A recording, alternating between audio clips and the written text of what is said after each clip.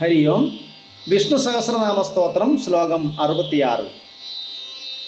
ഉത്തരോ ഗോപതീർഗോപ്ത ജ്ഞാനഗമ്യ പുരാതന ശരീരഭൂതഭൃദ്ഭോക്ത കപീന്ദ്രോ ഭൂരി ദക്ഷിണ.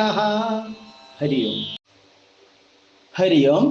494 നാമം ഉത്തരഹ.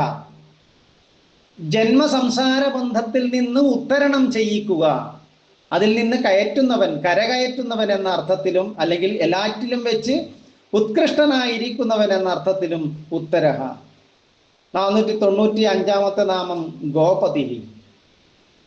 ഗോപവേഷത്തെ ധരിച്ചുകൊണ്ട് ഗോക്കളെ പാലിച്ച് നടന്നവൻ എന്ന അർത്ഥത്തിൽ ഗോപതി.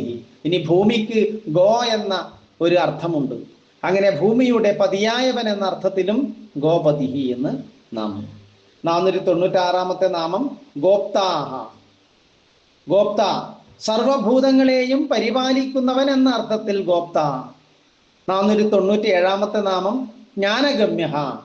ജ്ഞാനം കൊണ്ട് മാത്രമേ ഭഗവാന്റെ നിർഗുണമായ പരബ്രഹ്മ സ്വരൂപത്തെ അനുഭവിക്കാൻ സാധിക്കുകയുള്ളൂ എന്നതിനാൽ ജ്ഞാനഗമ്യ. 498 നാമം പുരാതന.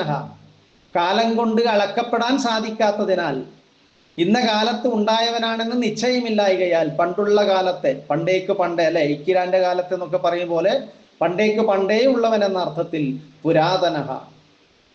499 നാമം ശരീരഭൂതഭൃത്. ശരീര ആരംഭകങ്ങൾ, പൃഥ്വിയാദി പഞ്ചഭൂതങ്ങളാണ് ഇതിൽ നിന്നാണ് ശരീരം ഇവിടെ ഉണ്ടായത്. പഞ്ചഭൂതാത്മകമാണ് നമ്മുടെ ഈ ശരീരം. ആ ശരീരങ്ങളെ ഭരിക്കുന്ന പ്രാണരൂപൻ, പ്രാണന്റെ രൂപത്തിൽ ഈ ശരീരങ്ങളെ ഭരിക്കുന്നവൻ എന്ന അർത്ഥത്തിൽ ശരീരഭൂതഭൃത് എന്ന നാമം. 500 നാമം ഭോക്ത. ഈ ശരീരത്തിൽ ഇരുന്ന്, ജീവാത്മസ്വരൂപത്തിൽ ഇരുന്ന് പരമാനന്ദത്തെ അനുഭവിക്കുന്നവനും ഭഗവാൻ തന്നെയാണ് എന്നതിനാൽ ഭോക്ത. 501 നാമം കപീന്ദ്ര. കപി എന്നതിന് വരാഹമൂർത്തി എന്നർത്ഥം പറയുന്നുണ്ട്. അങ്ങനെ ശ്രേഷ്ഠനായ വരാഹം എന്നതിനാൽ കപീന്ദ്ര. ഇനി മറ്റൊരർത്ഥം, കവികൾ വാനരന്മാർ അല്ലെ, വാനരന്മാരായിട്ട് ഭൂമിയിൽ വന്ന് ജനിച്ചത് ഇന്ദ്രാദി ദേവന്മാർ തന്നെയാണ്.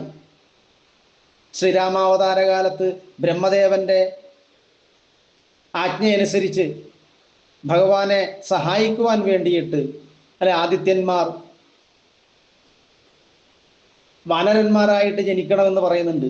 അങ്ങനെ ബ്രഹ്മദേവന്റെ കൽപ്പന പ്രകാരം ഭഗവാനെ സേവിക്കാനായിട്ടാണ് ഈ വാനരന്മാരായിട്ട് ഭൂമിയിൽ ജനിക്കുന്നത്.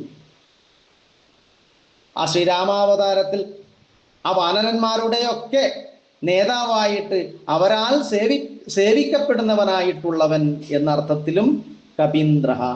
502 നാമം ഭൂരിദക്ഷിണ. ഭൂരികളായ, അതായത് വളരെയധികം യജ്ഞ ദക്ഷിണകൾ, ധർമ്മമര്യാദ ആദർശകങ്ങളായി, അതായത് മറ്റുള്ളവർക്ക് മാതൃകയായിട്ട് യജ്ഞം ചെയ്യുന്നവർക്ക് വളരെയധികം ദാനധർമാദികൾ കൊടുക്കുന്നവൻ.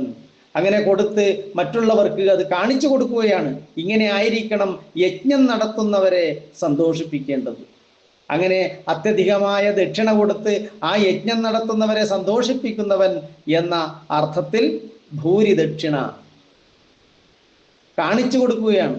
ഇങ്ങനെ ആയിരിക്കണം എന്ന അർത്ഥത്തിൽ ഭൂരി ദക്ഷിണ. ഹരി ഓം.